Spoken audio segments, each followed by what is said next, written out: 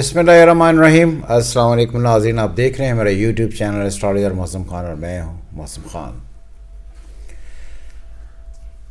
हमारा आपको पता है कि चैनल वो चैनल है जहां पर ट्रू जेन्युइन एस्ट्रोलॉजी की जाती है और वो रीडिंग्स दी जाती हैं जो आपको अगले वक्त के बारे में बताती हैं। तो ऐसी ही एक वीडियो हमने बनाई थी 1 साल पहले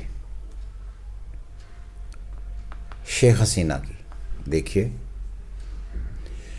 और हमने ये कहा था कि इनकी ज़िंदगी जो है उसमें सियासत का चैप्टर ख़त्म हो गया और ये अपनी पूरी ज़िंदगी कन्फाइनमेंट में गुजारेंगे। और अगर आप देखें तो ये 28 सितंबर 1947 को ईस्ट बंगाल में पैदा हुई और अब इनकी ज़िंदगी का जो लेटेस्ट फेज़ है, जिसे हम लास्ट स्टेज कहते हैं, उसमें ये अपने मुल्क छोड़कर भाग गई और इंडिया में चली गई। तो अब 1 साल पहले की अगर मेरी रीडिंग देखें तो मैंने तब भी कहा था कि इनका कोई पॉलिटिकल फ्यूचर बिल्कुल नहीं है और इनकी ज़िंदगी में इन्हें जो लेटर पार्ट ऑफ लाइफ है ये सारा का सारा ही कन्फाइनमेंट में गुजारना पड़ेगा। और ये आखिरी, अगर अब मेरा वीडियो आप देख रहे हों तो उसमें जो प्रीवियस वीडियो है शेख हसीना पर, तो मैंने उसमें कहा था कि ये अपने मुल्क कभी भी वापस नहीं जा पाएंगी, सियासत शुरू नहीं कर पाएंगी और पूरी ज़िंदगी घूमती फिरती रहेंगी मुख्तलिफ़ जगहों पर, उस बोझ के साथ कि वो अपने मुल्क में जहाँ हैं वहाँ नहीं रहीं, वहाँ से उन्हें निकाल दिया गया।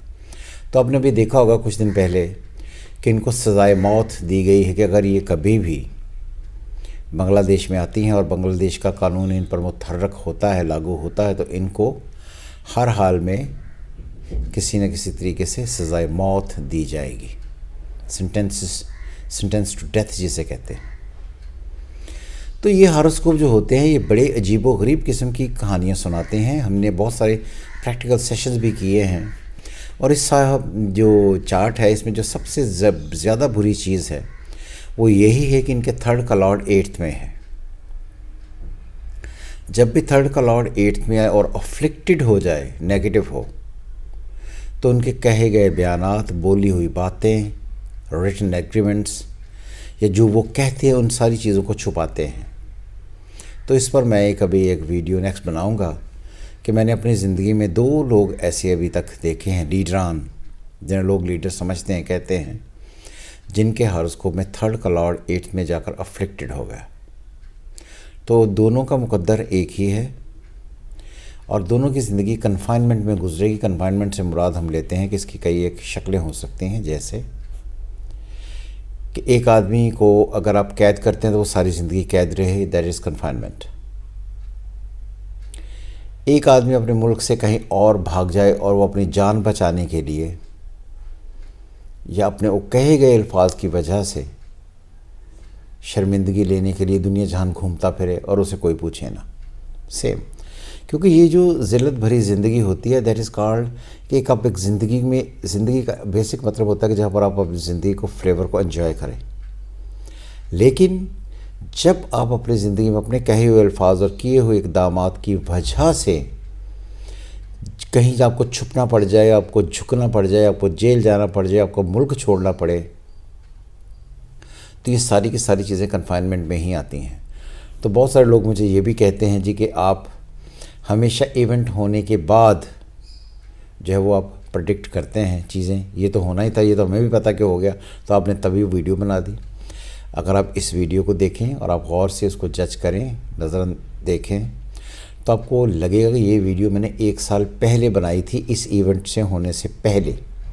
तो आज वो इवेंट हो गया जिसकी वजह से ये मुस्तनद और सरंदर हो गई कि ये अपनी ज़िंदगी में किसी भी तौर, किसी भी एंड पर जाकर पॉलिटिकली एक्टिवेट नहीं होंगी, अपने मुल्क में जाकर नहीं रहेंगी, अपने मुल्क में जाकर कमाल, जिसे हम कहते हैं कि दोबारा ओहदा और रुतबा मर्तबा नहीं पाएंगी और सारी ही ज़िंदगी ज़लील व ख्वार होती रहेंगी। तो इसलिए मैं समझता हूँ कि जब हम प्रैक्टिकल एस्ट्रोलॉजी के सेशन बनाते हैं तो उसमें हम डिस्कस करते हैं कि आपकी ज़िंदगी के आखिरी अयाम कैसे होंगे। तो आखिरी अयाम के लिए आलमोस्ट प्लानिटरी कंडीशन जो है इनकी ऐसी ही है कि इनको अपनी ज़िंदगी में आखिरी दौर जो है वो इसी तरह कन्फाइनमेंट और ज़लालत में और घूमते फिरते अपनी जान बचाते हुए ही گزارنا ہوگا اور ذلت کی موت ان کا مقدر ہوگی۔